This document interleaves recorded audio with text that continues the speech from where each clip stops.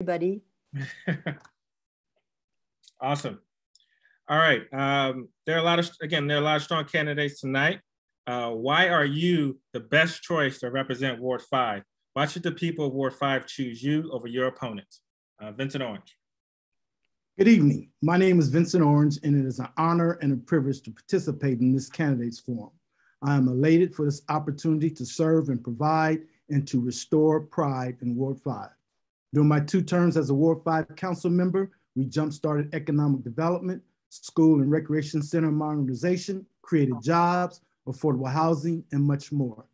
I've also had the opportunity to achieve DC for Democracy goals, such as establishing the $15 per hour minimum wage, 5 days of sick leave pay for tip wage workers, legislation for wage theft, discrimination against pregnant women and transgender people in the workplace, and much more.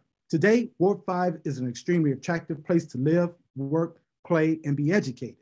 I ask you to join me in making the streets of Ward 5 safe, maintaining green space, increasing jobs and affordable housing, enhancing education, addressing mental health, and enjoying and respecting each other. In closing, please visit my website at orangeward5.com. Thank you. Harry Thomas. Well, good evening, and it's such a pleasure to be back with DC for Democracy and all that you have done. I remember the infant days when I worked with you on various issues that have become into fruition. We talk about being progressive candidates. We kind of started in progressive ways. I'm running because my platform is Harry Works, People First. People are the key to our work's progress.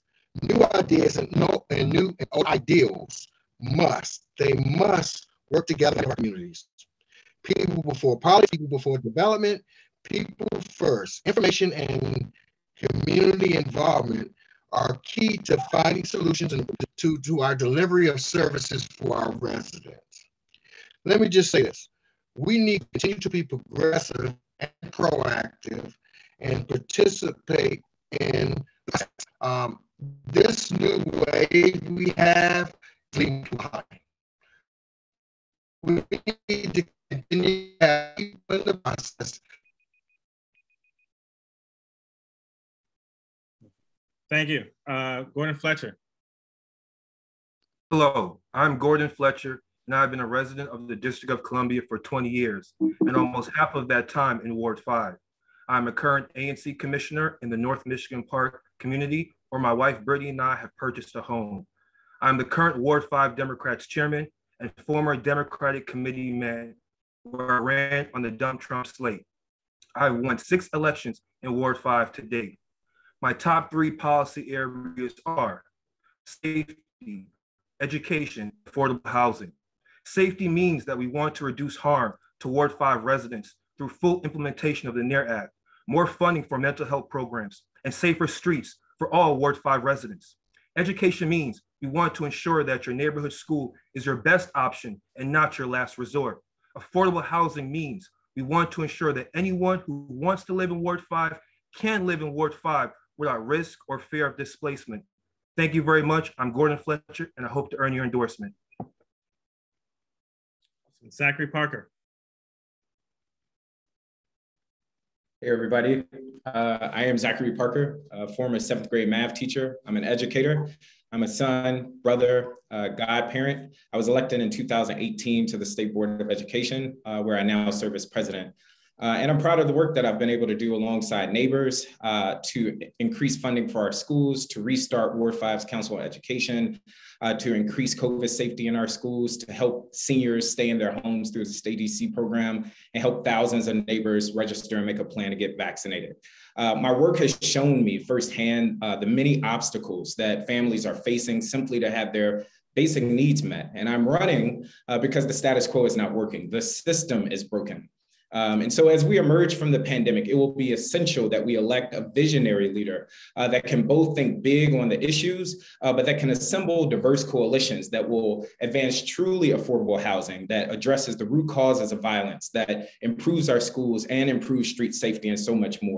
I am that leader, and I hope to earn your support. Thank you. Thank you. So next question. What is your signature? Wait. All right, Do I have to be a pushy woman in order to come into the mix? No, absolutely. Go. All right. Well, I'm so sorry that I was forgotten. But I am here. So are you ready? Ready. All right. My name is Faith Gibson Hubbard. And like many of my colleagues that are here, I am a very proud Ward 5 resident. I am a mom. I am a wife. I am a daughter. I am a sister. And I am a community builder. I am a professional. And I'm so excited to be here this evening to share more with you about why I want to run for the Ward 5 council seat. Because I believe in the power of community. You see, 41 years ago, my mother was a young single mom who decided to name me Faith because she knew that we would need faith and community in order to make it through. And when my husband and I decided to start our family, we wanted to be in a place where we could grow and thrive with all of our neighbors. And while that has yet to be accomplished here in Ward 5, I do believe that the sense of belonging that we have here makes us proud to call Ward 5 our home. I've worked in many roles, many that I look forward to sharing with you today, and I know how to get things done. It's about working together to ensure that we have the kind of community that's important to us. So I'm excited to be here this evening and look forward to talking more with you. Thank you, Faith. Again, I apologize about the mix-up. Were you going to say, Keish? Yeah, I just wanted to tell everybody I'm now going to switch to a much better method of keeping time. So starting with the next round, we'll use our digital timer. Thanks for bearing with us. Thank you, everybody. All right, so next question. What is your signature policy? What's one bold policy you propose that others haven't? So what's one policy that you're proposing that your opponents today are not proposing? Vincent Orange. Well, I'm proposing that there be tuition free at the University of District of Columbia for DC residents. It costs about $24 million. And we also, I'm proposing that we provide each and every student a laptop and free Wi-Fi. Thank you. Harry Thomas.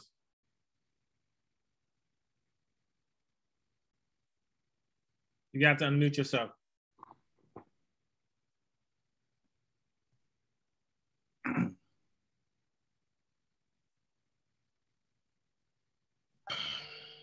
Okay, can you hear me now? I can hear you. Can you hear me now? I can hear you. Thank you. So one of the big things I've worked on is the Youth Promise Act and restorative justice and connecting our residents to employment. And the other big policy is a Risk Protection Act for those who work for our district government and those who are residents in the District of Columbia to ensure that those residents stay in the workforce and participate in what I think is this economic resurgence that we're leaving many people behind. I think we must connect people to the opportunities in this city. I've done that in past legislation. And of course, you know, I want to continue to that fight and expand on those things and make money and resources are given to those most in need in this city. Thank you. Gordon. Great question. For me, it's about safety. It's the return of the Orange Hat Patrol.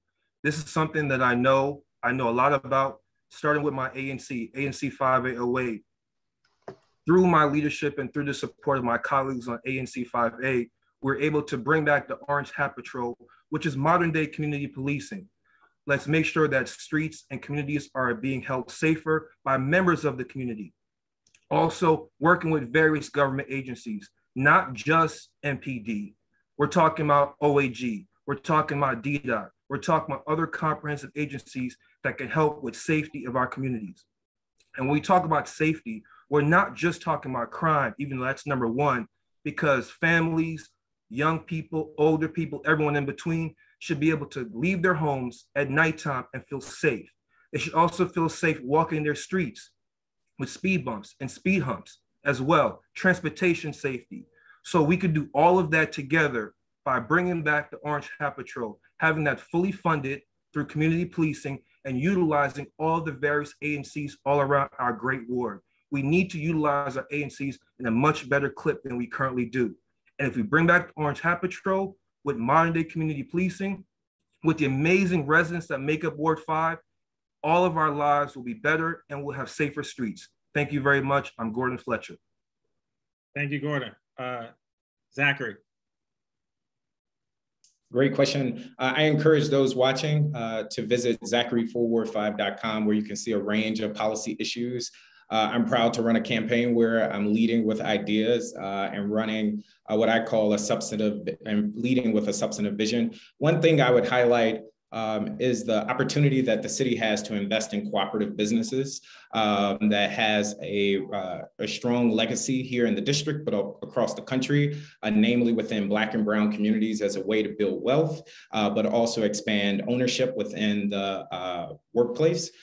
There are other models in other cities where they have dedicated budget line items for cooperatives, and I think that is something that the district can greatly benefit from. Thank you, Zachary. Faith? Thank you. So I think in everything that we've heard, not just here on this panel, but also as I've been knocking on doors since the day that I announced, is that people really want to be heard. And I think that while we can come up with really substantive pros that could bring us into, a more modern government and being able to respond, the one thing that I've heard, which may not seem as innovative, but it is so necessary, is ways for us to really ensure that public input is really included into the processes of the things that we do. I feel like there are a lot of really great ideas that are pushed forward, but oftentimes there's no room for public voice, nor is there that feedback loop in order to ensure that residents are really being heard. I think it's really important for us to make sure that we are requiring that. I think about many opportunities that residents come out and they are heard and we have no feedback loop whatsoever. And I think that that's something that could really be implemented and not discourage people from wanting to engage. So often we give so much of ourselves and we hear nothing else about that. A lot of good ideas that could be really leveraged and amplified from the community are not, because there are not opportunities for that feedback to be taken in and put back out. So I think finding ways for us to really leverage the power of community through more community advisory groups that can really speak to the work that communities are saying that they want, that all of our neighbors are saying that they want, is really essential. Thank you, Faith. So we're going to actually switch up the order now. So we're going to start with you, Faith, for this next question. And then we're going to go in reverse order. So we're going to switch it up. The next question is on community safety. There is a highly charged debate about community safety. Some say that the answer is to invest in more police. Others say we should address the root causes of violence by investing in housing, education, and basic needs, as well as alternative approaches such as violence interruption services. What policies or budget changes will you prioritize for the safety of Ward 5 residents? Starting with you, Faith. Yeah, so thank you for that question. And I think all of us feel the rise and increase and the trauma that it brings to us all. So I think what's most important here are actually the things that you just stated, that while police, and we have to be reactive, we can't continue to put all of our money in that particular pot. We know that there are significant issues and root causes that we have yet to explore. I think we have to put money in education, particularly on the early education side, in two generational ways in order to support the needs of both young children and their families when they are starting off. We know that if children don't get the best start, that ultimately what we see manifested later are these root causes that lead to violence. So we have to really think about the holistic needs of families, and that can start in early education. But we also need to focus in a multi-pronged way on things just like the NEAR Act to really make sure that it is realized and being able to focus on violence interruption in the process. We need to make sure that communities are aware that that is even available. Most of my neighbors have no idea that that's available. And that's really the area where we will see the greatest return on investments and where communities can actually be a part of that healing process. But we know that people have multiple needs. So housing is important. If you don't feel secure there, then you'll take other actions. If you don't have the kind of jobs that you need, you'll take other actions. If you feel like a community is changing and doesn't care about you, you will take other actions. So we have to spend money in ways where people can feel invested in. Thank you, Faith. Zachary? Yeah, what we're seeing in the city is the result of years of defunding our communities. Our schools have been underfunded. Community-based mental health and resources have been slashed in recent years. Budgets, recreational centers and programming are not up to speed. And so while I know there's a lot of debate around investing more in policing, I actually think there is much more we need to do to invest in community-based resources and programming to address the root causes of why a young person or anybody would pick up a gun and point it at their own community.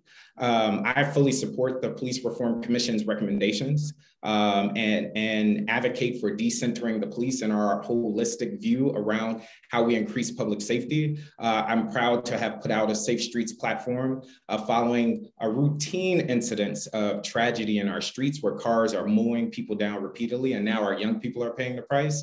I support expanding funding and programming through the Office of Neighborhood Safety and Engagement. And ultimately, I believe that we need to build a vision and an arm for a nonviolent, comprehensive response team to address and support our neighbors that are in crisis in many respects. And so we need to lead much more with care and dismantle the carceral state that some in our city, unfortunately, are constantly trying to.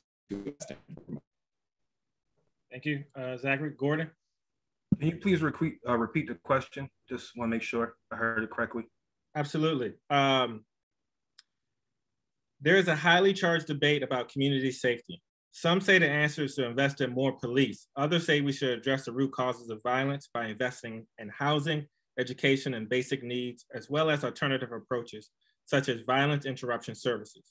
What policies or budget changes will you prioritize for the safety of Ward 5 residents? Okay, thank you very much for that question. First and foremost, I agree that we need to reallocate funds from the police force. We do not need more or increase police presence. We need more neighborhood policing. And when I talk about neighborhood policing, we need police officers that live in the communities that they are protecting. I'm a proud resident of the North Michigan Park community, and anyone that comes around here understands and knows, or at least heard of, Officer Lucas. Officer Lucas was the epitome of a neighborhood police officer. He got out of his car, he said hello to residents, said hello to young people, elderly, everyone in between. We need more police officers that have that kind of Officer Lucas style. We also, for that to happen though, we also have to have more affordable housing, truly affordable housing, to house our working class residents, police officers, teachers, nurses, transportation workers. That will help our communities by having those that are serving us, working for us, and helping us live in this amazing ward actually afford to live here as well. So those are some things. We also need to make sure that we are providing more funding for mental health programs. My wife, she's a mental health therapist.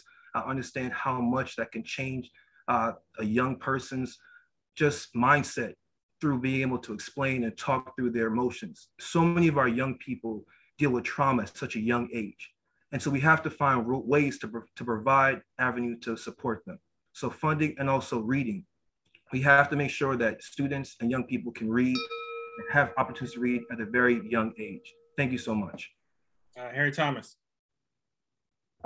Well, thank you for that question. And I think it's very important. And first of all, like with anything else, you know, there are critical issues in the police department that need to be addressed right from the point of view of, we have right now a current court case with African-American police women who have been discriminated against, who have been sexually harassed, and we must create a working environment that's conducive from within.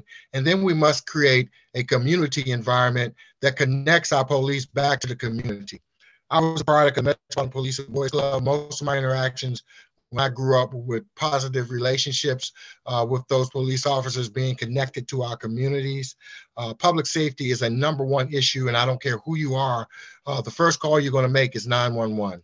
We need to make sure that resources are allocated to violence interrupters and other people. I have been working with violence interrupter programs. I want to connect them to what I call community-based organizations that work with our neighbors and make sure that our neighbors and our communities are connected to resources. And there's a big issue with mental health, and we must address the fact that when returning citizens are returning, that economics are creating opportunities for our people, because I think that is a big thing. Of course, our schools is critical in that, education, but we must have restorative justice. We must have issues that affect our people and help our people return to being productive citizens and away from crime. The pandemic has shown us that the haves and the have-nots are having issues, and we must address murder and other issues in our communities.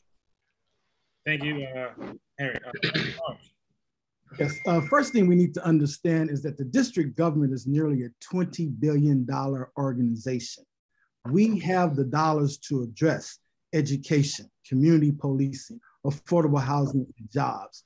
First, we have to stop the waste and abuse. The $85 million that was missing for housing, no one knows what happened to the $85 million. We can't reach out and touch that housing. The paid family leave, there was a surplus of $400 million, and that $400 million was taken and diverted to some other initiative. So the dollars are there.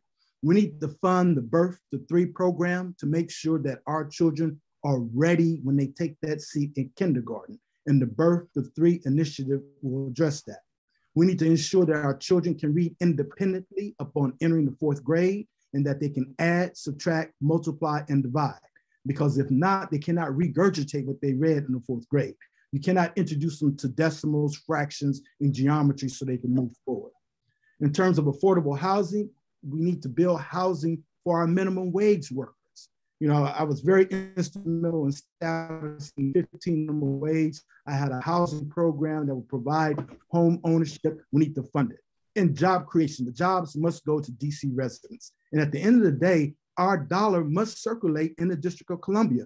We have to stop doing business with organizations that reside outside of the District of Columbia that are not subject to DC taxation. Those dollars escape our borders. Thank you, Vincent Orange. Next up, before we move into the lightning round, we have one more question, 1 more minute and a half question. DC for Democracy advocates are increasingly skeptical that the real estate industry can be relied on to build the appropriate number of affordable housing units needed for low-income families. That's why some are interested in alternative housing models such as community land trust, limited equity co-ops, and social housing.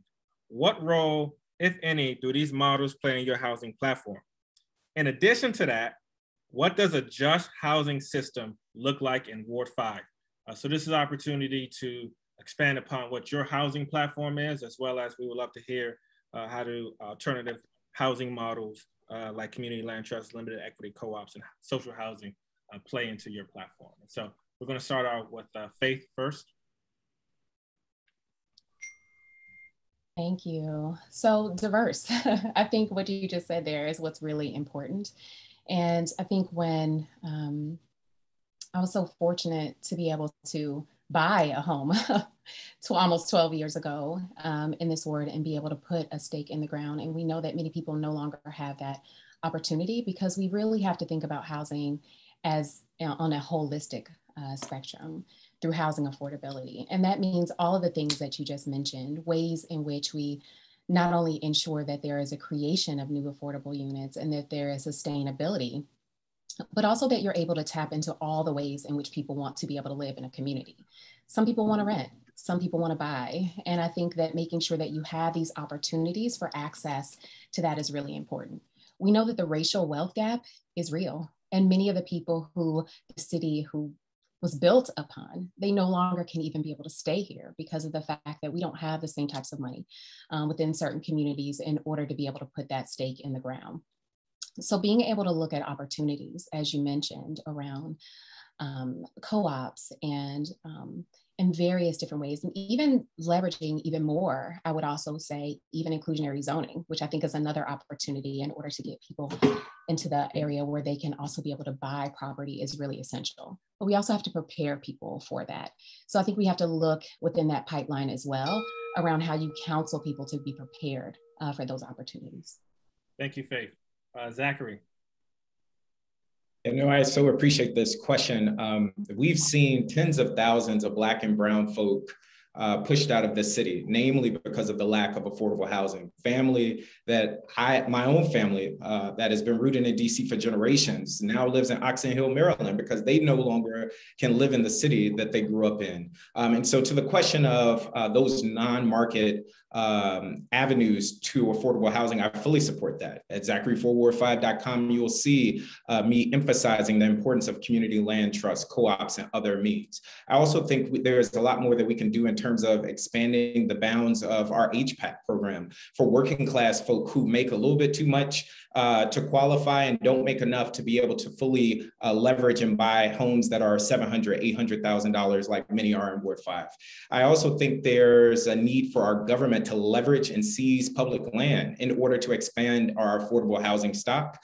And there's precedence for that. And then last, I think we need to set targeted goals for those who need housing the most, our seniors, LGBTQ youth, large families, as well as those who are making less than 30% AMI. And so this needs to be a top priority for every council member, but certainly the next Ward 5 council member, and it is surely a priority of mine. Thank you. Thank you, Zachary. Gordon. Yes, great question. When it comes to housing, that's something that's near and dear to myself. As I became a homeowner in North Michigan Park just 2 years ago, most of my friends and family would not be able to afford a home in Ward 5 currently because the prices are just so astronomical. So we have to provide for truly affordable housing. And we can do that by, first and foremost, recognizing the abandoned and vacant properties all around our ward. Those abandoned and vacant properties need to be turned over within a 2-year period or less.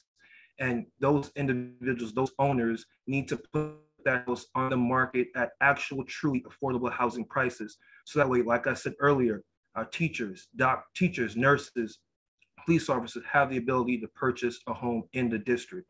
We also need to expand rent control. Rent control has not been expanded since 1976. As an ANC commissioner during my first term, I helped with the relocation of over 100 seniors and Native Washingtonians from Riggs Plaza apartment to the Modern, at our place at Fort Totten on South Dakota. The problem with that was so many seniors had to throw away so much of their family heirlooms. They had to leave their families because they did not have the space. We need more 3 and 4 bedroom apartments. We have to preserve housing for our seniors. We have to provide access to education. So many Black and brown families all across Ward 5 do not understand probate. We need to provide for more estate planning for heirs for generational. Thank you, Gordon. Harry. Well, first, I thank Gordon for bringing that point up about the housing he talked about, because that was an initiative I worked with those developers to ensure that those residents were able to stay and make sure that they had that housing opportunity. And that leads to my point of saying it's the land grab. There are too many fiscal things that are happening to force people out of their homes in the city, from taxes and different things that we're pushing people out of the city, and we have to look at that. Secondly, we've got to really define what that affordability is right now. When you have the wealth disparity that you have in the District of Columbia, where people that are Black and brown in the communities are below margins, we have to address those margins. I'm not talking about this from just talking about it. I did where I live over in Woodridge Place, was part of the project where we took public housing and created first-time home buyer opportunities for those in public housing and gave them training, gave them financing, gave them the things. The other thing is workforce connection to houses, whether it's police and other things. And our seniors must be protected and be able to age in place in the communities that they love. They don't all want to go to senior homes. We need to make sure that there's an aging in place program that protects those who have houses and protects their interests in the city. And I think those are the kinds of things that we need to focus on as a community to ensure that prosperity touches each and every person. And of course, I was in rent control. I make sure people in these programs connect to those things. Thank you, Harry. Vincent Orange. Yes, the main thing here is that we have to make sure once we negotiate a deal that we then enforce the deal. The classic example is Brooklyn Manor.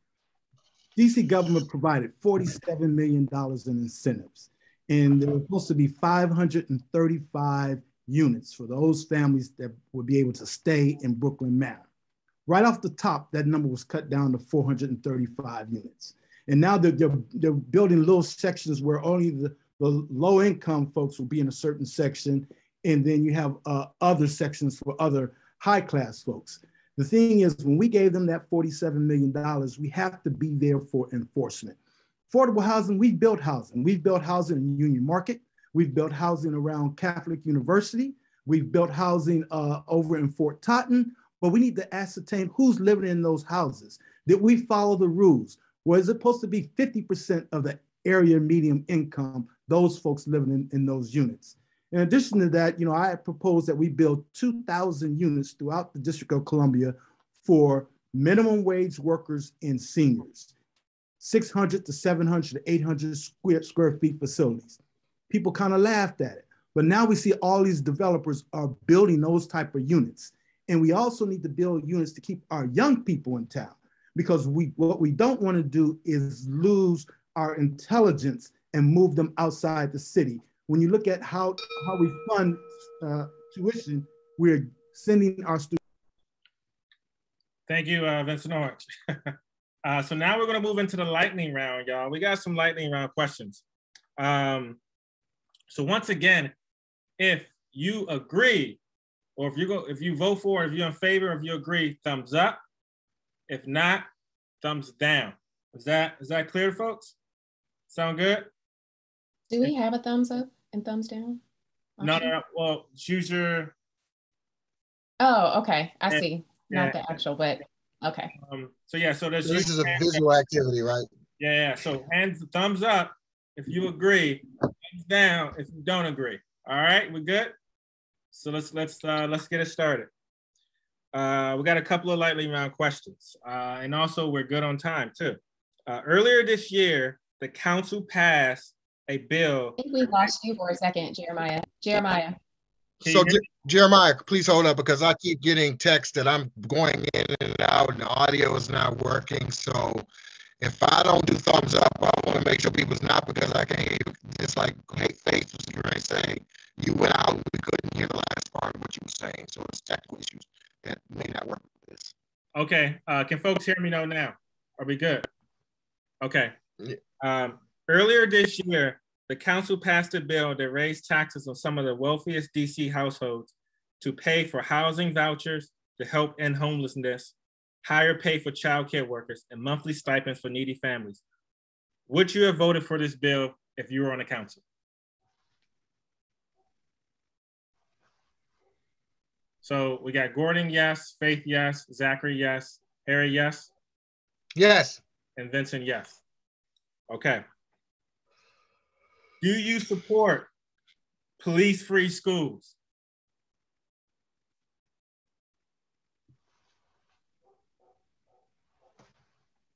So we got Gordon, yes. Faith, yes. Zachary, yes. Harry, yes. And Vincent Orange, do you support police-free schools? Thumbs down. Okay, so Vincent Orange is a no. DC for Democracy has used a modified form of ranked choice voting and internal endorsement votes for over 10 years. And earlier this year, Councilmember Christina Henderson introduced the Voice Act to allow DC voters to rank their vote. If you were on the council today, would you vote for it? Yes or no?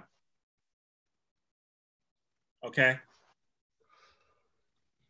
So Gordon's a no, Faith is a no, Harry is a no, Vincent's a no, Zachary, you're a yes, you will vote for it if you're on the council.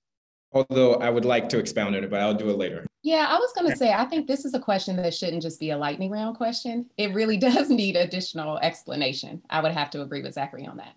Okay, but I get that. But for right now, unfortunately, we got to move on. The revolving door between the Wilson Building and corporate lobbying is a major source of corruption. Do you commit here and now that if you were elected, you will not work as a paid lobbyist doing business with the DC government for at least 4 years after you leave office? Yes or no?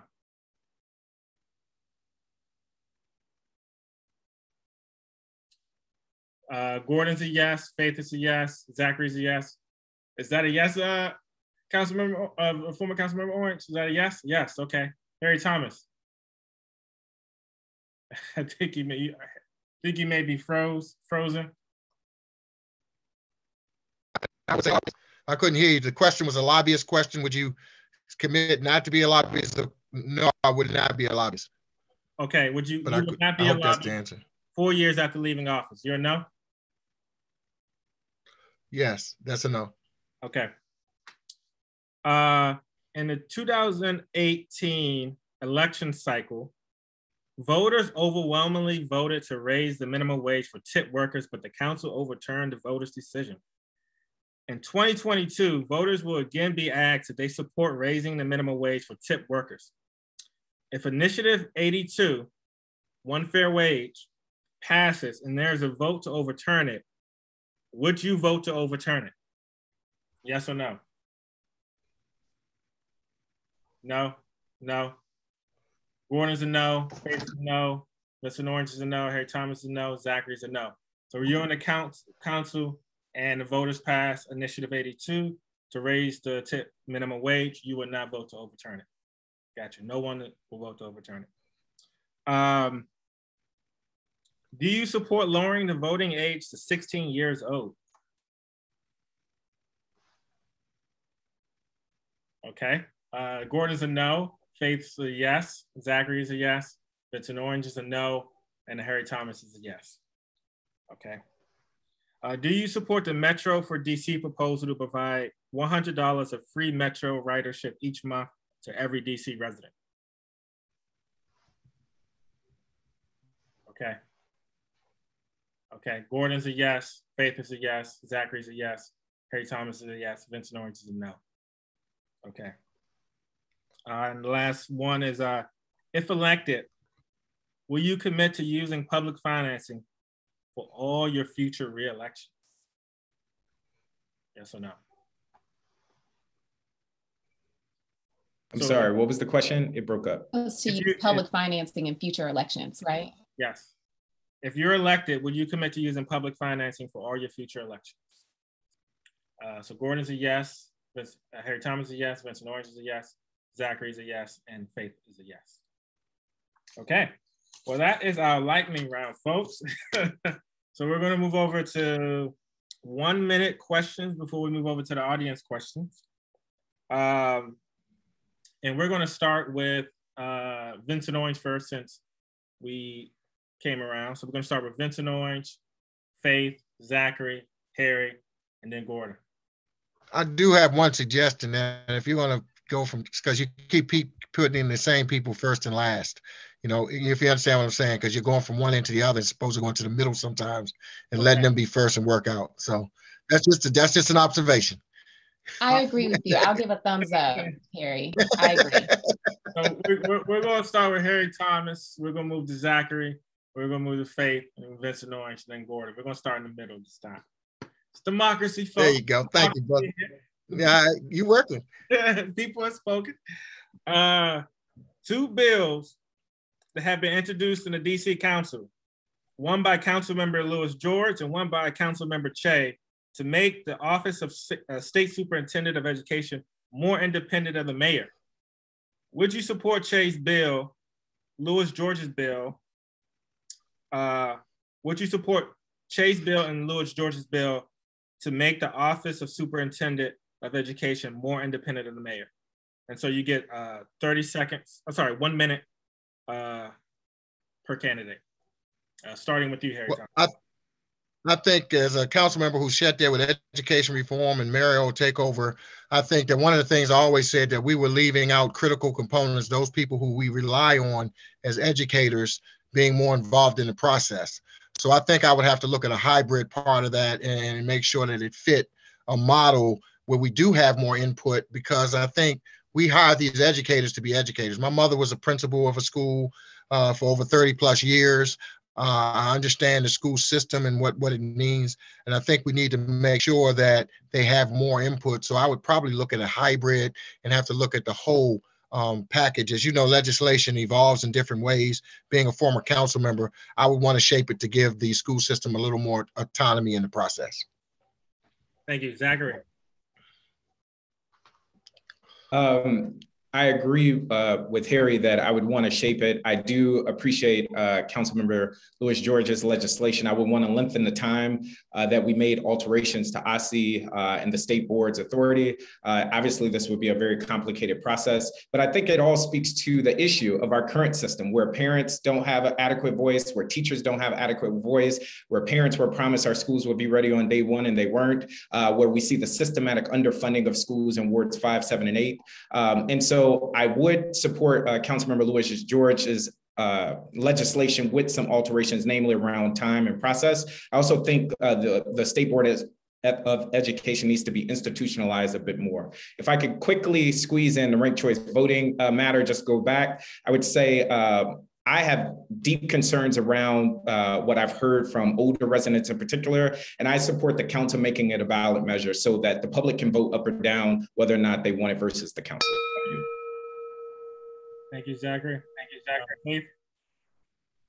Yeah, so both bills, I think, propose moving in a direction where there can be much more voice in our public education system. And for a really long time, people have felt like mayoral control has not been the way to go with that. And so I think that there's great room also for some additional tweaks, just as Zachary mentioned, to this bill to make it to one of the bills. I would probably say Councilmember Louis George's bill to make it work. But as someone who also worked in the state board and led an independent office there, it is a state level office.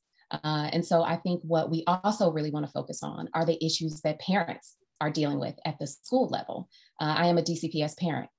And, you know, there's changes in both of these bills while they do move us in a particular direction. And I think we have to really re-examine mayoral control as a whole. We also need things that will be much more localized in order to ensure that parental voice and community voice can be a part of the process. And these bills don't address that. Thank you, Faith. Vincent Orange. Got to unmute yourself.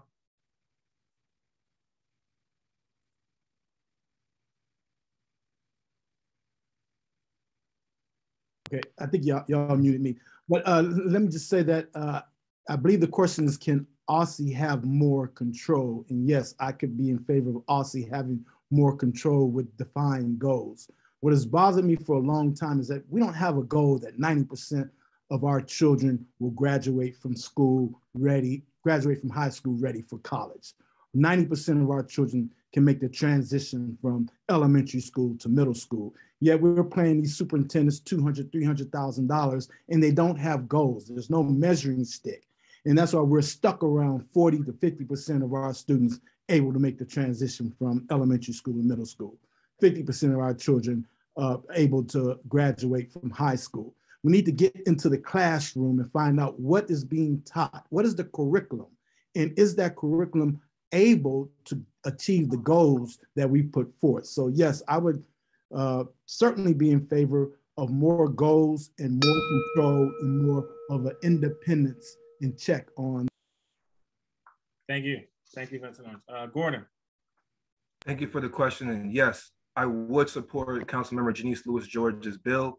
I believe that we do need to end mayoral control at this time and walking the ward and listening to residents as I've door knocked since my campaign launched first in July 15th. I've heard from so many parents, teachers, and also children about their experience. And we understand that 13 years of mayoral control, we see what's happening in our system. We see what's happening in our school system. I've talked to many parents.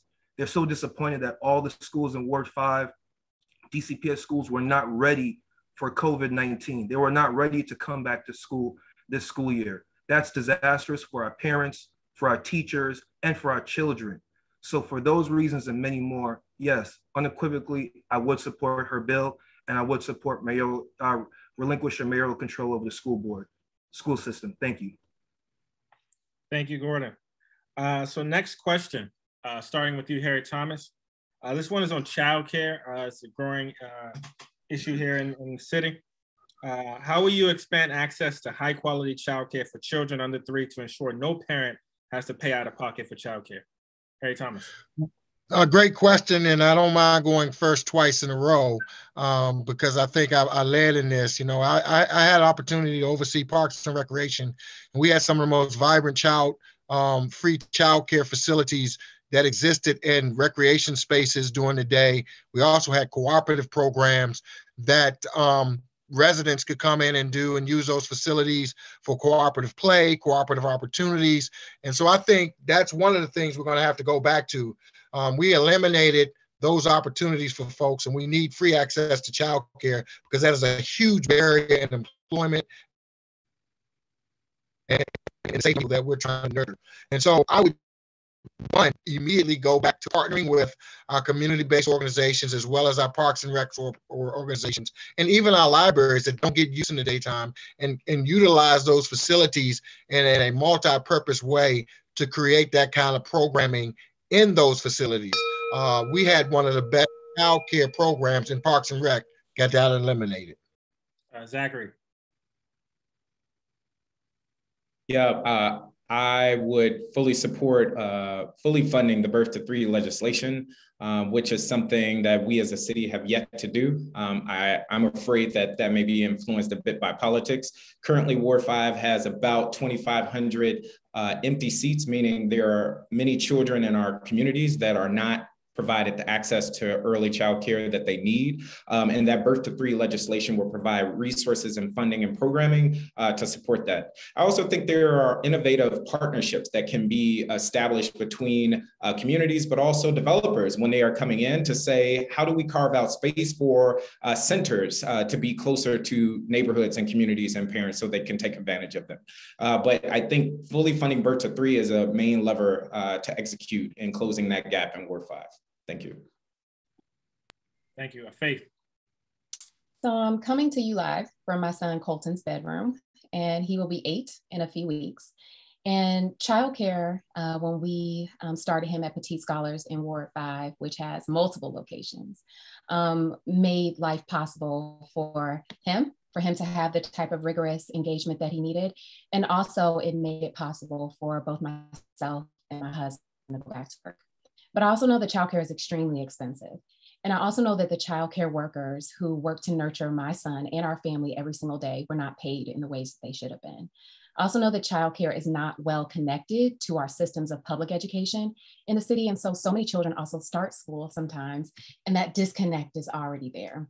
So while fully funding the Birth to 3 Act is extremely important, what we also have to do is make sure that we are actually making room for people to start more centers within our communities, and that we are leveraging these other possibilities around making childcare even more available so that families can access it. But businesses have to be respected.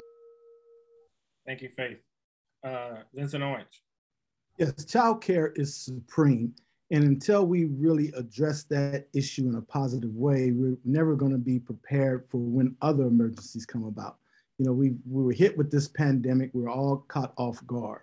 And now we need to make sure that we're providing the resources, that we're the proper training, and making sure that parents are comfortable so they can get back into the workforce and move forward. No one is comfortable when their child is not safe, when their child cannot be cared for. As I indicated earlier, I fully support the Birth to 3 initiative. I also look at this program for the Metro cards. It costs anywhere from $50 million to $154 million. I would take those dollars and put it in childcare, invest in our youth, make sure that they have the resources that they need so they can have a better quality of life, and make sure they can read independently upon entering the 4th grade, and they can pass the quality of life. Thank you. Gordon. So I'm not a parent yet, but I know and hope to be one sooner than later. And so I can only imagine what parents have to go through when it comes to childcare. I empathize with every parent, single and those who have 2 parents, right? It's difficult either way, especially when you talk about the cost of living in DC. And we also got to talk about the childcare workers. Childcare workers do not receive enough pay. We have to take care of childcare workers as well. I'm happy to have the support of many that have children. And so we have to also expand childcare facilities at our Department of Recs. Right now, our recreational centers are not open nearly as long as they should be. And what's happening through that is it's a disservice to our children, to our youth. There's so many young people that for one reason or the other do not have programs after school, and it leads to even more issues around safety. So thank you. Thank you, Gordon. So next question. There's a growing national movement for guaranteed income in DC. There's a growing national movement for guaranteed income. And in DC, the Mothers Outreach Network is leading the local campaign. What are your views on guaranteed income? Starting with you, Harry Thomas. You like me to be the lead. I think that it depends on the industry you're in. There are different jobs and different places. Realistic point of view. I work for workforce labor agreements. I work for project labor agreements, and I think those things are in place for a reason, to ensure that the margins are beneficial. We must have jobs. As you know, DC is one of the most progressive places for minimum wage and other things. So I've supported all those kinds of things. But I think you have to look at an issue like that in a holistic approach based on the industry and based on skills and values that you bring. And the most important thing is connecting and making sure we have livable wages for those, and that our jobs pay well. And the other part is benefits and healthcare and all those other attached things that people don't think about need to be part of an employment package for our employees. Thank you. Zachary. I fully support it. If you visit Zachary4Ward5.com, you'll see this as one of the important planks of my platform. And I would just say it provides an opportunity to lift the economic floor for so many people in our city. I think I would advocate for tailoring it for care workers in our city that do the thankless work around us that is underappreciated, undervalued, underpaid, as well as low-income women, because we know when we take care of women and moms, we support full families. And so it would raise the economic floor. It would take dividends in the housing in terms of education outcomes and so much more. So yes, I fully support this and think it is something that I would champion on the council. Thank you. Thank you. Faith? So I absolutely support it. And I think that we've seen opportunities where just giving people that little extra really makes a difference. And with the child tax credit, where we have known that that's available, but we also know that many families aren't able to take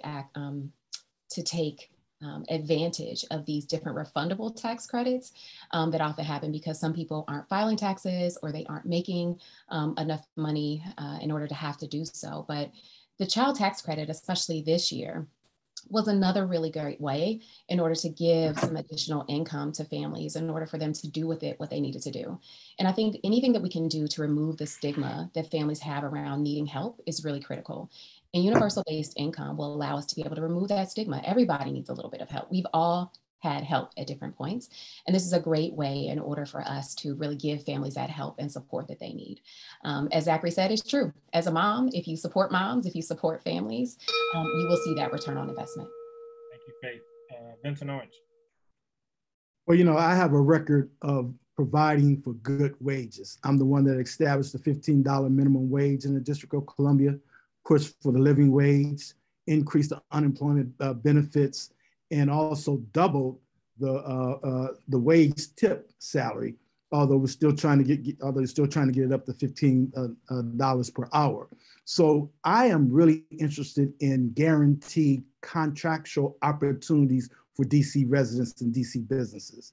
We're a $20 billion organization. We're spending a lot of money, but it's not being spent with DC businesses and DC residents, and our dollar does not circulate in the District of Columbia. I'd rather give you a $10 million contract. You're a DC resident, and then I know that we're going to tax that $10 million. If you hire everybody in the District of Columbia, we know we're going to get taxes out of their paychecks. But if you do that for someone that lives in California or Michigan, we get absolutely nothing. And so we have to follow the dollars and make sure the dollar circulates in the District of Columbia. Thank you.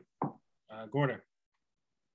Ward 5 has an unemployment rate of about 11%, which is third highest in our great city. So I definitely unequivocally support guaranteed income. However, that has to go hand in hand with Department of Employment Services. We have to have increased resources around that agency. That way to give individuals an opportunity to really, truly work their way up and be even more solid and strong in terms of their ability to take care of themselves and their families. So if we can do that, expanding the Department of Employment Services, I will unequivocally support and champion this as your next Ward 5 council member. Thank you, Gordon. So next up, we're going to switch up the order a little bit. Harry Thomas, you're not going to be first this time. We're going to start with Zachary. We'll move over to Gordon, Vincent Orange, Faith, and then we're going to go with you, Harry. So this is the last question. I like being a closer. This is the last question, y'all, before we move into audience questions. So we got some questions from Ward 5 residents. We have a lot of questions from Ward 5 residents on hand right now. We want to get to those, but this is the last question before we get to the audience question. Evictions have become increasingly common since the mayor ended the public health emergency. Unhoused people are being evicted from their tent encampments, and tenants who owe rent are getting eviction filings. To date, the DC government has failed to protect tenants and the unhoused from these threats. What more do you think the council should do? Starting with you, Gordon. I thought it was a different order. Well, I'm glad to say that just this week, I was able to testify on behalf of the subcommittee that was led by Councilmember Gray and Councilmember Nadeau, requiring a pause on the encampments, the taking away the encampments in Noma area of Ward 5. We have to make sure that we're not expanding or exacerbating homelessness. There are over 40,000 individuals that are still waiting for housing vouchers. And so the process in terms of obtaining housing is not as streamlined as we would think. And without that, we are allowing individuals to remain homeless, to remain without water, housing, and that's the #1 way for individuals to be a good member of our society. So I would ask, and I would champion and advocate that we continue and that we pause taking away encampments until we have a true streamlined process to make sure that everyone taken away has proper housing, because everyone deserves housing. Vincent Orange. Well, first of all, there's a program called Stay DC. And what's widely in the news, the federal government provide all these jurisdictions with dollars to pay and help folks with their rent, help folks with their mortgage. But guess what? We're not spending those dollars. Yet we want to go out and we want to move people out of the camps. We want to do all these other things rather than focus on the problem. Get the dollars into the hands of the folks that need it. Go to those landlords, say this is the pot of money. We're doing everything that we can to make sure that we disperse these dollars. So in the meantime, you cannot evict these folks. You know, I've advocated that we have mobile shower buses. Pull those up to the encampments. Let folks come in and have their mobile shower. And when they come out, you can register them, see what the problem is, how you can connect them to other resources.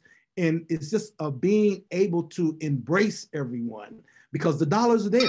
We're not spending the dollars to make sure that we're. Thank you. Let's start with you, Zachary.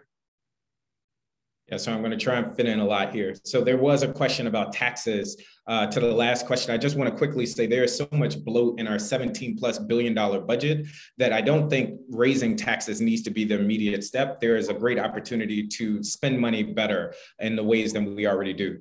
In terms of the encampment clearings, I testified at the hearing with Chairperson Gray and Nadeau, and I'm totally against it. They need to be immediately paused. I think they're inhumane and reflect lack of judgment, frankly, for our government. It is also not lost on me that while we lifted the eviction moratorium and we're pushing people out on the streets, our government is also trying to rapidly house people. And so I think a step that the council could take immediately is to reestablish the eviction moratorium while making sure we're taking care of landlords. In terms of state DC that VO mentioned or Vincent mentioned, I would also say that the council could reinvest more funds to make sure that that program continues on. And so those are some steps I would put forward. Thank you, Zachary. Faith. So I think this question is also connected to what we talked about earlier about housing affordability and making sure that we are thinking holistically about the types of rents that people are having to pay. And we also know that, you know, even long before COVID came along, many of our neighbors were having challenges with staying housed because of rising rents and also not the type of emergency rent assistance that we needed. Each year, the emergency rent assistance program always ran out of money. So it was not surprising that State DC did the same. Many people really need that support, and people want to be able to live with dignity and respect. And that's whether you are housed or whether you are unhoused, and whether you have decided to live in a tent because you don't feel safe within the systems that have been created in order for you to be in shelter. So if you don't feel comfortable in a shelter and you feel more comfortable on the street, I think we have to look at what are our policies already around supporting residents holistically with homelessness and with staying. Thank you, Harry Thomas. Let me make your answer real simple. There needs to be a moratorium. There needs to be a stop to this immediately.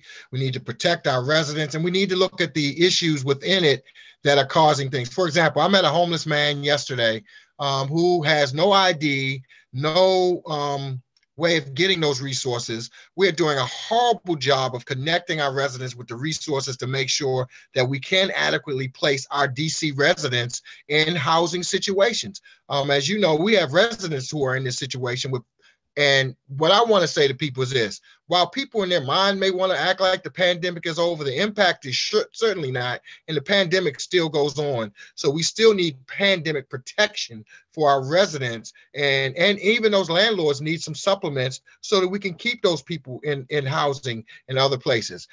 And these encampments and pushing people out and taking their vital possessions and the archaic way we're treating people, my campaign is people first. We must take in consideration our people and protect them.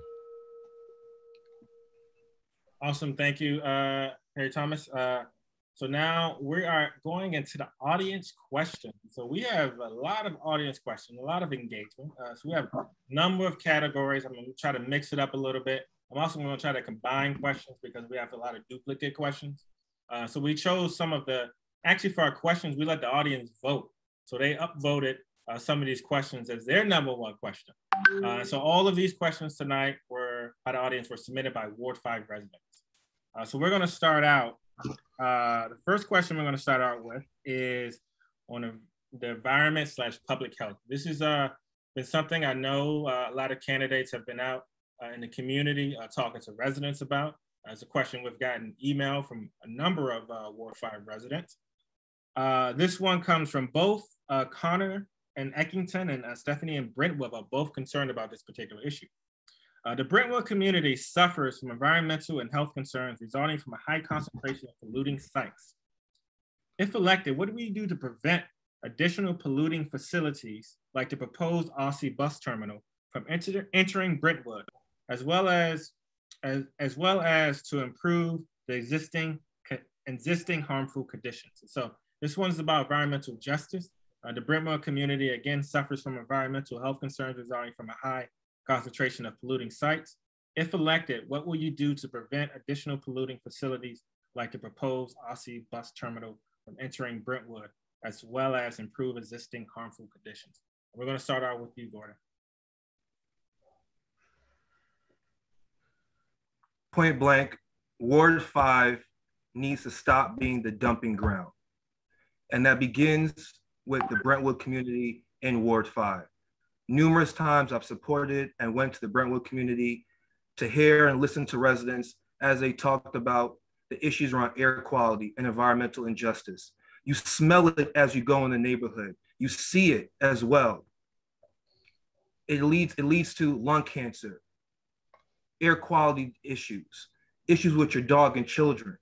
One of the things that I really do respect and appreciate from Councilman McDuffie was his ability to use eminent domain powers to take a power plant transfer station and turn that and stop that from using it for that purpose and repurposing it for something much safer and much more environmentally friendly. So I utilize my legal training and remove certain issues and certain stations like that through eminent domain. Thank you. Thank you. Vincent Orange. Well, as you know, when I was a council member, I encountered a 25-acre car impoundment lot, salt dome, and other undesirable items in Brentwood community. And the key to getting rid of that was to provide a different alternative. We came up with Home Depot, Giant, Carolina Kitchen, and developed that entire area. When you look around the ward, you just can't say, I'm against that. You have to come up with an alternative and then get those 6 or 7 people on the council and the mayor to buy into it. When Metro talked about making Brooklyn, the Brooks Mansion, a jail, we went out and got DCTV and brought it from Ward 2 and placed that entity in Brooks Mansion. So it's about finding alternatives and providing solutions. I keep hearing people talking about, oh, you know, all these hazardous things, but you got to go out with the city to the International Conference of Shopping Centers. You have to go down to that National Building Museum, find out what's being planned and plan with the community to bring about. Thank you. Zachary. Yeah, my advocacy and work with Brentwood neighbors dates back 2 years now when they reached out because they couldn't, unfortunately, get a response from the Wilson building about their concerns about over-industrialization and pollution in their community. For those that are watching and who may not be familiar, not only are there trash transfer plants, not only is there a paving site, not only is there a railroad track and many other industrial aspects to this community, OSSI, our state superintendent or education office, is now proposing a bus depot right in the heart of that community where some 250 more buses will be dropped. And so I'm against it. I've been against it. And I think 2 avenues that could be advanced is the comp plan, as well as just legal matters around due process. And then the last thing I would just say is we've seen repeatedly that historic Black and or low-income neighborhoods have been disenfranchised. And I think that is what's happening in Brentwood. And it is up for the council to push back on that, even when their own.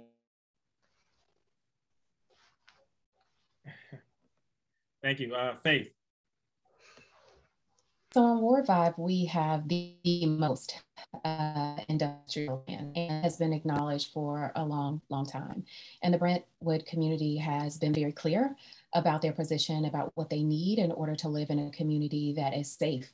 And not just environmentally, but you know, that they can really be heard around the things that they've needed. And that didn't start just a couple of years ago. That's been for a really, really long time because they back up onto land that is being utilized for industrial purposes. We do have to make sure that we are, while we have industrial land, all of it doesn't have to be concentrated right here in Ward 5.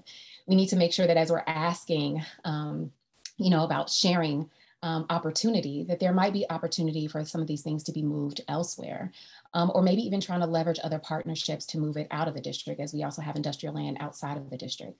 We already see how much industrial or how much impact the buses have on New York Avenue, and that'd be far too much for a community that already has too much going. Thank you. Vincent Orange. He already answered that question, I think. All I think right. it's me. Thomas. I'm gonna say hi. You know, I'm not gonna let you miss me, right? So I want to say, first of all, thanks to all my colleagues who have spoken on this that are running and candidates, and invite them as ANC commissioner to our next meeting that I'm going to host on this issue because I've been working on it. And I want to thank Commissioner Oliver, my budding ANC commissioner, and also Empower DC for taking a proactive stance for this community, which I support. But we got to go even further than that. We have to have environmental impact statements that are standardized in all of our communities, because we want to understand that while we're industrial, there are environmental impact things that we need to address. When you talk about this, for example, the Amtrak yard is right there on New York Avenue, right behind all of that. And so we need to find better ways. And one of those ways is this new clean energy, clean electric vehicles, new ways. We need to be innovative and make sure that those measures are in place. Solar, electricity, things that are not harmful to our communities need to be put in place. But the most important thing is we all have agreed on this, and I want them to work with me to make this happen for our community. Awesome. So this next question, this is a transportation, safe streets, and Vision Zero question. And so a lot of residents, we actually got quite a number of residents who emailed us about this particular question. About this particular issue. A lot of residents in Ward 5 they don't feel safe when they're biking and they're walking in Ward 5. And so we had questions from Lauren, Ryder, and as well as Brentley, who live in Ward 5, about safe streets and Vision Zero. So the district has a number of out-of-state commuters who come in and out of the district for work each day. Oftentimes, these commuters are aggressive and engaged in driving behaviors that endanger residents. How will you use your position on the council to advocate and push for safer neighborhood streets for pedestrians, walkers, runners, bike riders, as well as increase equitable but real enforcement of traffic safety laws that are in place to keep people safe? Starting with, we're going to switch it up. We're going to start with you, Zachary, Faith, Vincent Orange, Gordon, and then Harry. You, Zachary. Yeah, our city's approach to Vision Zero has been a complete failure. And I want to address the elephant in the room. Often when we talk about these street safety, it is coded language for bike lanes, which many of residents see as what white folk want, right? But the reality is that Black and brown folk in the city are dying and are in harm's way much more often because of how deadly and harmful our streets are. I would just point you to the 2 young girls who were hit on Bike and Walk to School Day in Ward 8, not several weeks ago. I'm proud again to have put out my Safe Streets platform that calls for a real Vision Zero action plan to do the things that we've already done, to hold DDOT accountable, to implement the Move DC plans that have already been discussed at length, to advance safe routes around each of our public schools, to rethink how we approach enforcement, not just to charge folk money, but to actually change behavior and to incentivize the things that will actually be safer. Faith? So there's been a failure around being able to implement plans that have been prepared and to fund and move on those plans. So Vision Zero, and also even the recent movement with Omnibus around enhancing Vision Zero, you can't enhance what you haven't really done. So we do need to actually implement and execute plans that have been put forth. We have to listen to community members when they are telling us what their issues are and believe them and take action. It doesn't take much to add a choice to do a speed table. It doesn't take much to do a raised crosswalk in places where we know that we need it. We just have to have the political will to do that and to execute the plans that community members have been a part of creating. We also have to make sure that we are creating more room as a part of these task forces to make sure that we have community voices to continue to move us forward. And enforcement does have to be equitable. I think automatic enforcement could be helpful, but we do want to make sure that we're not causing anyone economic harm, but we do need to make sure that we are getting the money that we are owed. Thank you. Vincent Orange. You're on mute.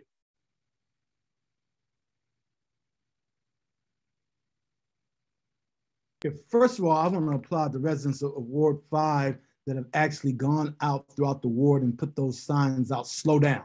They're everywhere, they're always on your mind. And I think that is great where the residents are actually taking control of an issue and making sure that you're faced with that sign all around the ward. Clearly, we have to find a way to coexist. But a big problem in your question are the non-residents, those aggressive drivers. The mayor tried to address that issue with the mayor of Maryland, the governor of Maryland, and the governor of Virginia. but they turned their backs on us. We cannot enforce those fines. They owe us millions of dollars. Really, the aggressive folks are really not the DC residents. It's the non-residents, and that's the reason why statehood is so important. Kudos to Eleanor for getting it passed in the House.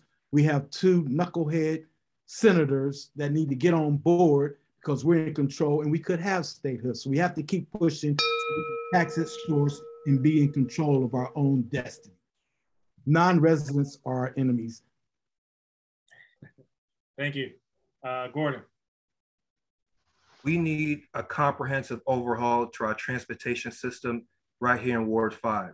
As I've walked the ward, door knocking, talking with residents, I've heard from so many neighborhoods, from Brentwood to Brookland to Woodridge to North Michigan Park and everywhere in between. We need more stop signs. We need more speed bumps. We need that process to be streamlined. It has been recently, but we also need to educate our residents, our neighbors, our communities about these changes. That's why we need support from our ANCs. We have to drive information through our ANCs as well. We have to have this overhaul, this comprehensive overhaul for the safety of all of our residents right here in Ward 5. Just maybe about a month ago, I had the pleasure of installing 3 speed bumps in my neighborhood, as well as last year, a traffic hawk signal. So I have the experience, I understand how DDOT works, and we have to hold DDOT much more accountable. They start saying one thing, and then by the end of the project, it is something else. That will be no more as your next council member under my leadership. Thank you. Thank you. Harry Thomas.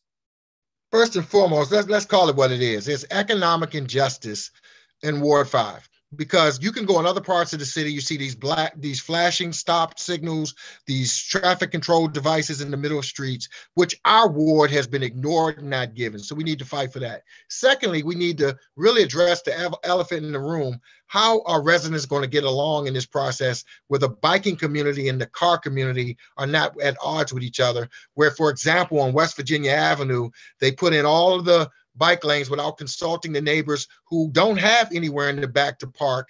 And we need to look at some transitional plans that allow for bike lanes at certain times, allow for people to be able to still park in their neighborhoods, and bring our communities together. I was a proponent and introducer of the Rails to Trail project that made that an option for us. But we need to be realistic about this. The economic resources that this city is putting in other parts of the city, they're not doing it in Ward 5. I need speed bumps on 17th Street. I need stop signs. And we need to make sure we get what everybody else. Thank you. So next question that we have for tonight. Today, the DC Council had an important hearing today regarding the conditions at DC jail, where residents don't have running water, medical care, mental health services. If you were on the council right now, what legislation would you enact or introduce to solve this problem? So if you're on the council right now, what legislation would you introduce to deal with the conditions at the DC jail where residents don't have access to running water, medical care, mental health services, and etc.? Starting with you, Gordon.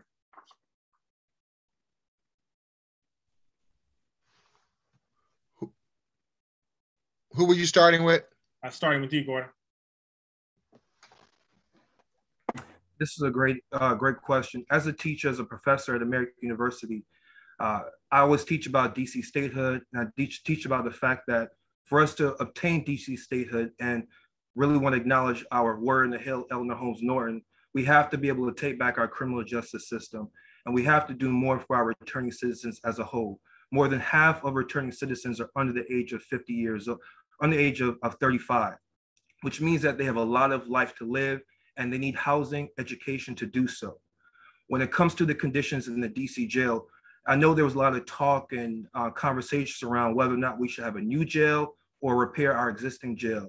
And unequivocally, we need to repair our existing jail, provide for more services, more mental health programs, and things of that nature. I've heard from current inmates that there's no air conditioning, there's rats in the jail. We don't need a new jail. We have to fix the one that we currently have, and we also have to support our returning citizens. Thank you. Thank you, Vincent Orange. Well, I would introduce legislation to build a jail at 300 Indiana Avenue, redo the police headquarters, put the jail there, have a tunnel that goes down directly to the United States District Court and another tunnel that goes to DC Superior Court. The models around the country now are to build the jails downtown. You cut down on all overtime, you cut down on transportation costs, you're not putting anybody out, you're not putting in anyone's backyard because that is in Judiciary Square. Right now, we are losing approximately $50 million a year on the inhumane operations that are taking place in our correctional facilities. We have 4,500 DC residents that are spread out all over the country. They cannot have a meaningful relationship with their families. We really should be ashamed of ourselves. And we should be ashamed of ourselves that it took the white community being in jail from January 6th to complain, and for Judge Lambert, a Republican, to actually call for intervention in our correctional facility. We should be ashamed of our. Thank you. Thank you, Vincent Orange. Zachary. The conditions are simply unacceptable. I share in the outrage, but I think what this points to is how we must work to dismantle our carceral state versus investing or building new fashions of it. I'm against a new jail. I don't think that is the direction that we should be going in. And instead, I think we should be working on rehabilitating these individuals in the jail. We should be working to see which ones we can free and or put in transitional housing and in order to repatriate them in our communities. But again, what I think this speaks to is a lack of oversight and accountability for our carceral system, which is unacceptable. And we should be leading with much more forms of care and rehabilitation versus thinking about how we can lock folk up and throw away the key. Faith. So I, just like everyone here, was devastated to hear about the conditions. And we know that these conditions, while it was brought to the attention most recently because of the January 6th insurrection, we know that many people within our community have been lifting up issues within DC jail for quite some time. While we do want to move to a system where we are able to move away from the ways in which we work to harshly punish people for mistakes. We all make mistakes. We know that right now, as Vincent Orange just mentioned, we have many of our residents who are all across the United States. And even as we think about making repairs to DC jail in the now, moving people further away from their families, which we all need that type of connection. So I think we need to think about how we need to overhaul, how we need to make sure that we are providing, again, on the front end, the things that people need so that we don't have to deal with this on the back end. But also while we are doing that, people need to be treated with dignity and respect and be close enough to their families to have meaningful relationships. Thank you, Harry Thomas. As a returning citizen, it is ridiculous that we had to wait that privileged people were placed in DC jail for this to become an issue. First of all, we need to have a restorative justice system. And while we need to make sure we house and bring home individuals that have current sentences, we need to look at other ways to reduce sentences, reduce people who have crimes that, for example, that were related and that were drug related, that were harsh at a time, that we know were harsher on African Americans in our communities, that we need to look at how we return them into a better situation. That's what we need. The immediate thing we need to do is immediately put whatever funding is necessary to ensure that those inmates are housed properly. And secondly, there are no programmings over there to help those folks, you know, where you have people that don't even get to come outside, but maybe once every 2 months in that facility. And so I am outraged at what's going on. And remember, we have an ANC committee. Okay. So we actually have a quick so we have about 3 more questions before we wrap up. We actually have a quick, if folks hear me, we have a quick yes or no question from the audience. So I'm gonna give if you agreed, thumbs up, disagreed, thumbs down, okay? So the question is from Caroline from Friedman from Bloomingdale. In the 2020 Ward 4 race, we saw for-profit education super PAC, Democrats for Education Reform, spend hundreds of thousands of dollars on misleading mailers against a candidate. They later apologized for their rhetoric. Would any of the Ward 5 candidates here reject a defer endorsement if given an opportunity? Yes for up, no for down. would you, as a candidate, reject a D4 endorsement if given an opportunity?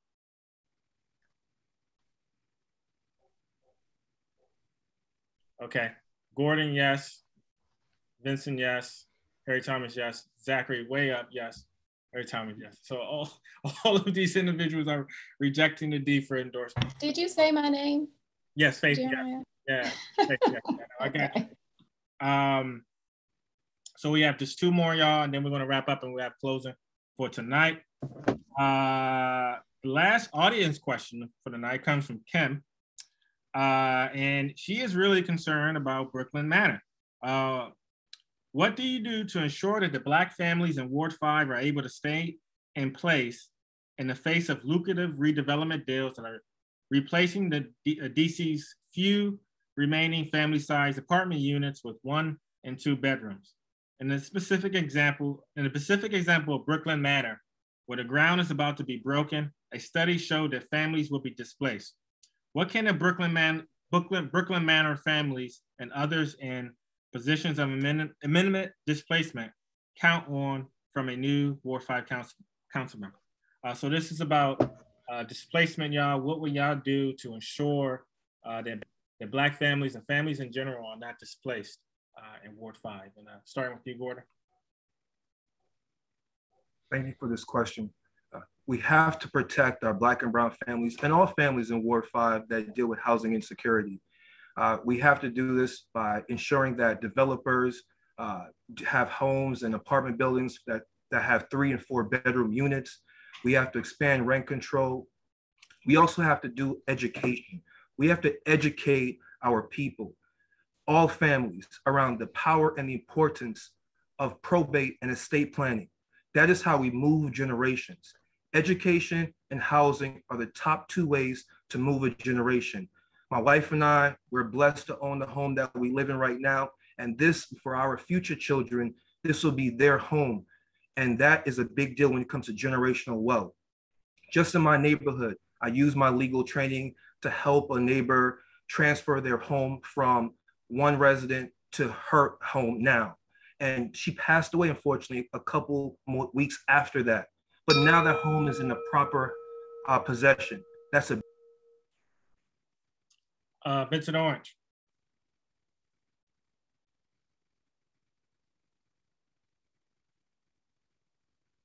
I talked about this earlier. 535 families were told that if they worked with the system, that they would be able to stay. The DC government provided $47 million to the developers. There was an agreement. I talked extensively with Minnie Elliott, who is the leader over in Brooklyn Manor, who has told me that 100 of those families will be displaced. So now they're down to 435. As your Ward 5 council member, I can assure you, I will follow the dollars, I will enforce that agreement and make sure that what we bargained for, what everyone agrees to, comes to fruition. We cannot change an agreement to fit developers. Folks need to have housing. That's part of Maslow's hierarchy of needs: housing, shelter, clothing, and food. So we must continue to work with the community, and I will continue to work with Minnie Elliott and all the residents of Brooklyn Manor to make sure that they can stay in Ward 5. Thank you. Zachary. Yeah, we are watching displacement right before our eyes.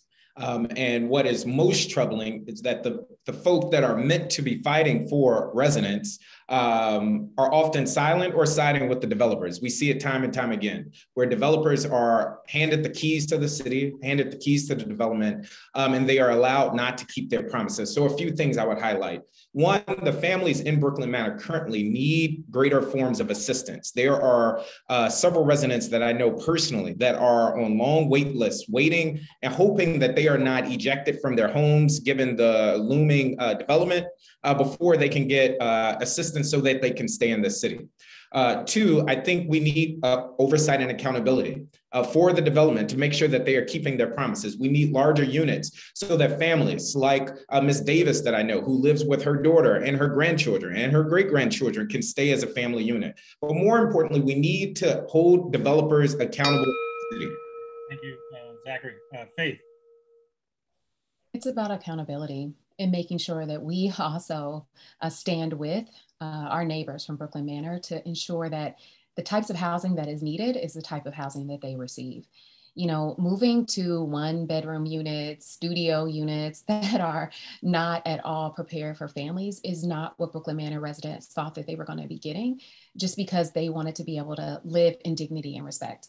We know that over time, properties age. And I think what was promised and what is now being offered is far from what families thought they were going to do when they moved out. And we want to make sure that our neighbors can stay. And I think we can't just put that on them alone as Brooklyn Manor, but we do have to stand with them. But it does come back to accountability to the money that we give. And what we should be expecting from that. And we have to, exactly as Vincent Orange said, and also Zachary, we have to make sure that we are following the dollars and that we are holding people accountable, and not just accountable to what the end product will be, but throughout the entire process. Harry Thomas. Well, I represent Minnie Elliott and Ms. Davis. When I was council member, I represented them, and that first came before me, and no one has said what truly is happening. There were 4 and 5 bedroom units there that are not being replaced. And as council member, when I was there, I said to them, they had to ensure that those residents were taken care of and given the same space. Now, the developers knew the parameters when they went in. So why has it changed? Why have we allowed them to change? And so I'm going to advocate and fight that, first of all, we put some kind of moratorium immediately in place to protect those residents. They've gone to court. They've been fighting with their own resources. Why should that be when we control the dollars that are going to fund that project? And so I want to make sure that those residents are able to age in place. Those residents are able to stay in their homes.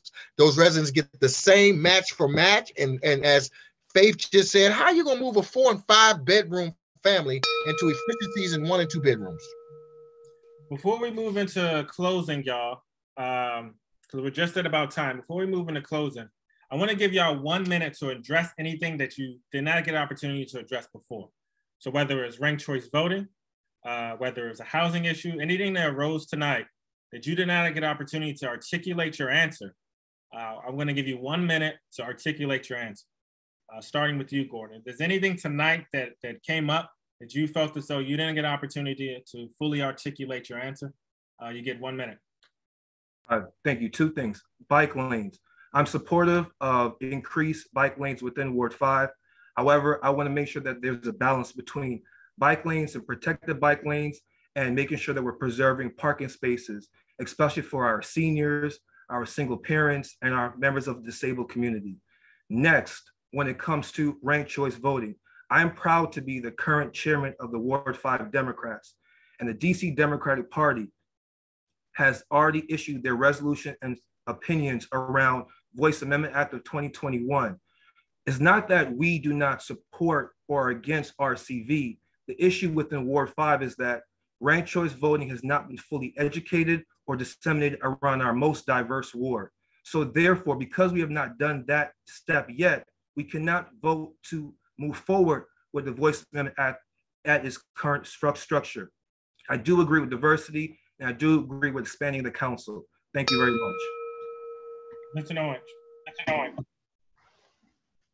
Yes, I would like to go back to the jail issue and once again indicate that if we are going to be a state, we must be in a position to house our prisoners. We cannot send 4,500 prisoners across the United States and say that we want to be a state. I think the most efficient and effective way of dealing with our in-prison population is to build that jail in Judiciary Square, where it can be connected to the United States District Court and the DC Superior Court. We cut down on all overtime, we cut down on transportation, we cut down on inmates having to get up at 4, 5 o'clock in the morning. In addition to that, we need to fund my bill, which was incarceration to incorporation. We need to set aside some of these contracts, like the toilet paper contract, the buying the pencils and pens. Our returning citizens can start a good quality of life with a contract of that nature. We just need to give them. Thank you. Zachary, is there anything you want to articulate on? Yes, and we didn't really touch on it, but it is education. I know we talked about mayoral control, but I just want to emphasize the importance of education and why I believe it is imperative that we have an educator at the helm representing Ward 5 on the council. And that is because Ward 5 routinely ranks third from the lowest in terms of performance and outcomes, regardless of the metric in the city. That has consequences in terms of public safety, in terms of livelihoods, in terms of job access, et cetera. A few things that I would prioritize: in-school supports, making sure all of our young people have mental health supports, that they have nurses, that they have the literacy and instructional supports that are necessary. 2, making sure that we have LEA and school supports at a statewide level, looking to Massachusetts and Nebraska as an example, thinking about multi-tier support systems. Thirdly, making sure that we support and balance accountability for our teachers with true ongoing support. We have labeled our stars. We are pushing our teachers out of our schools. We need to double down on. Thank you. Faith, is anything you want the audience to know, anything you want to articulate on? Yeah, I'm really glad that Zachary said that about educators, because I too was a middle school teacher. And I think that, educators do think about things very differently, and education is absolutely an important issue, not just for our youngest learners, but also across the entire spectrum, lifelong learning. We really need to have a greater connection between our early learning, public education, and then also what happens in the after, making sure that our communities can continue to be connected to the types of jobs, resources, and supports that they want to have. That schools can also be community places. But I wanted to really revisit ranked choice voting and say that, there has really been a decrease in people who have been voting in the District of Columbia. And we need to make sure that we're figuring out why. Why are people not even interested in voting? As I've been knocking on doors, I've spoken to people that were like, it's great that you're here, but I'm not gonna vote, because they feel like people are not really focused on them when they make it down to the Wilson voting. So I think it's really incumbent upon us first to make sure that we are educating people on their power and their vote. Thank you. Harry Thomas. Well, we didn't talk a lot about the LGBTQ community. We didn't talk enough about our young people and what it means to support them. I was an author of the Youth Promise Act. I think that if people look that up, they'll understand what I was trying to do. And we definitely have not talked about our seniors enough and them aging in place. But one of the other things, we keep talking about public education. We've lost Spingarn. We've lost all the traditional schools that we could connect to, that were public spaces, that not just were schools, but outlets for our community. And we've got to really re-examine that. We have no process in that is helping us. So the traditional system has changed. And we need to look at how we reconnect our schools truly to our communities so they can come to places that we want them to be. But most importantly, let's keep our residents that have aged in our communities in a place where they can age in place and enjoy all of this new resurgence that this city is having right now. Thank you. So we're going to go into closing remarks, y'all. So we're at the end of the night. So we're going to go into closing remarks, and then after closing remarks, I have my own closing remarks for 1 minute. But first, we're going to go into closing remarks for the candidates. We're going to start out with the order is Vincent Orange. I started off.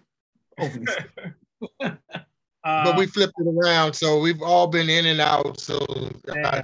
We're all right. Well, you know what? We're going to make it a little democratic. We're going to say Zachary first. We're going to go to you, Vincent Orange. We're going to you, Faith. We're going to you, Harry, and then we're going to you, Gordon.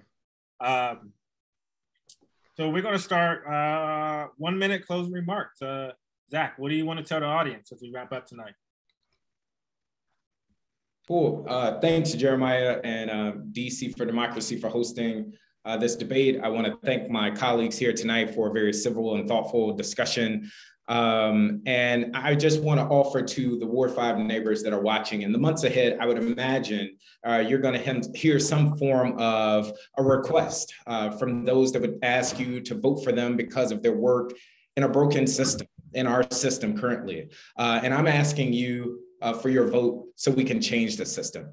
I would imagine some may ask you for your vote because of the work that they've done in the past. And I'm asking you to trust and believe so that we can work together collaboratively together in the future. We have an opportunity, a once in a lifetime opportunity to really change how we allow government to meet the basic needs of people. And what it really comes down to is, who do you trust that will really stand up to special interests and answer to you and only to you? So it has been an honor to represent Ward 5, and I ask to be your next council member. Thank you. Thank you, Zachary. Vincent Orange, what do you want to tell the audience? You know, long-term Ward 5 residents can attest to the challenging work that we embarked upon to change our ward. We were a food desert, no financial institutions. McKinley Tech was closed. Ivory City was just out of control. But citizens like Rip Preston, he helped us get the National Guard to come over to Ivory City and move 5 tons of trash out of that area. Working with Michelle Higgins, we got rid of those swamps and brought Costco, Lowe's, and what you have there. Working to get rid of the 25-acre impoundment lot in Brentwood. And so we built things, and now we need to continue moving forward. I get things done. Action speaks louder than words. And at the end of the day, we're a $20 billion organization, and we must follow the dollars. Those dollars must work for the benefit of the whole. Education, creating jobs, affordable housing, mental health. I ask for your support on Tuesday, June 21st. Thank you so much. Thank you, Vincent Orange. Faith, what do you want to tell the audience tonight? Yeah, so it's been a really great pleasure to be able to share this virtual stage with all of you gentlemen and with everybody in the audience. And I just really appreciate the questions and opportunity that we've been able to have here together. You know, I think that it really comes back to, again, the power of community and being able to leverage that power.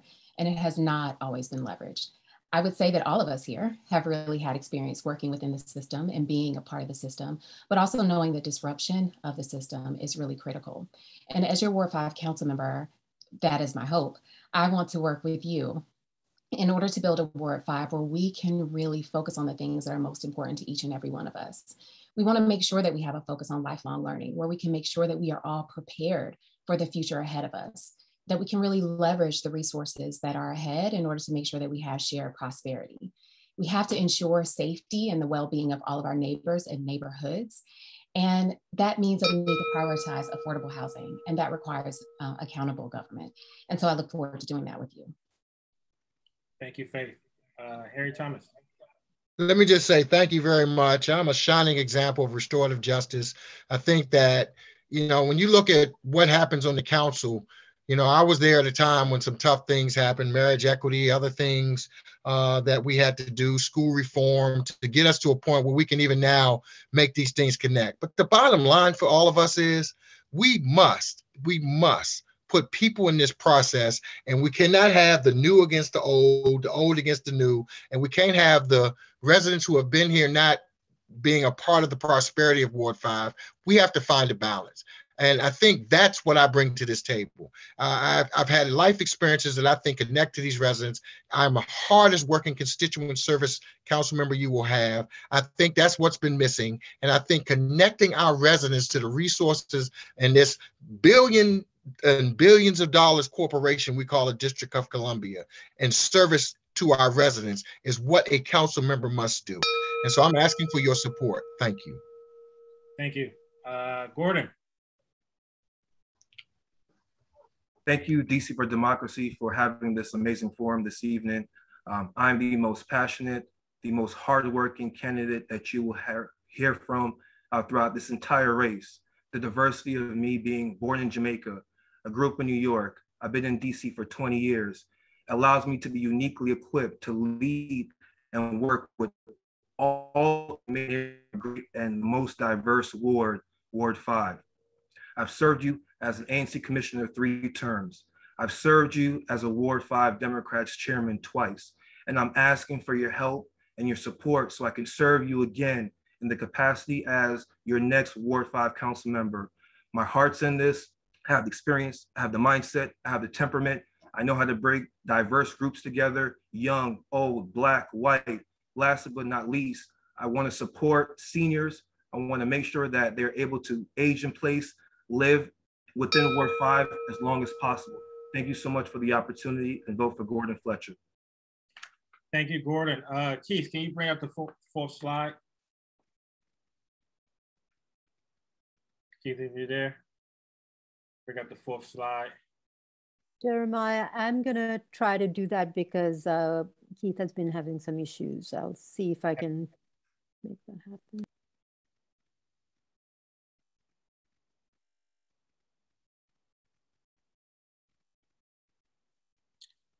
While Case is doing that, I want to thank our candidates for being here tonight. As Harry Thomas stated, there are a lot of issues that we did not talk about tonight, from LGBT issues, from economic issues, to housing issues, to transportation issues.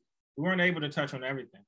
So I really encourage folks who are in the audience today to make sure you show up at some of these debates in the coming months. It's really important that you show up, ask questions to candidates when they're out in the community, and make sure your voice is heard during election season as well.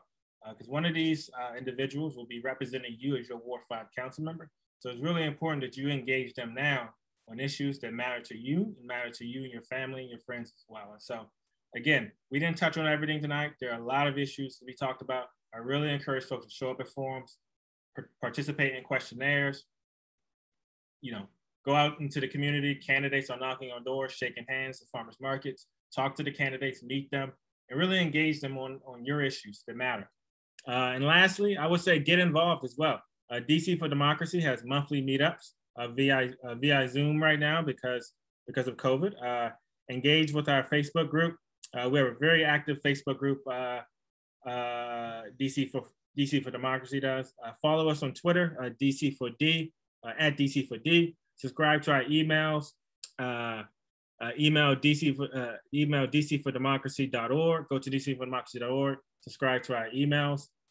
We'll keep you up to date on forums, on upcoming forums, because we have another forum in December. We have a chair forum as well as a mayoral race forum that we will be hosting in December. So I really encourage folks to go to our website and subscribe to our emails and get involved, stay involved, y'all. As again, each moment, each election matters. Each moment is each election has the potential to transform our city, which has the potential to transform our country, which has the potential to transform our world. And so I really encourage folks to stay involved, either in DC for Democracy, your local Ward 5 community group, or your local community group in general in Washington, DC. It's because it's really important that we really shape and push policies that ensure that everyone has the ability to stay here and thrive here. So once again, I want to thank Harry Thomas. I want to thank Gordon Fletcher. I want to thank Faith Gibson Hubbard. I want to thank Zachary Parker. I want to thank Vincent Orange. These candidates, y'all, I was a candidate. I was a former candidate. So I know how stressful it is. These candidates are giving up a lot of their time. They're giving up a lot of days where they could be doing something else to be out there in the community talking about these issues. And so I want to give a round of applause to the candidates for jumping in an arena and letting their voice be heard. So thank you, candidates. And I think that's it. We'll definitely see y'all on the campaign trail. Good luck this election season, and I wish you well.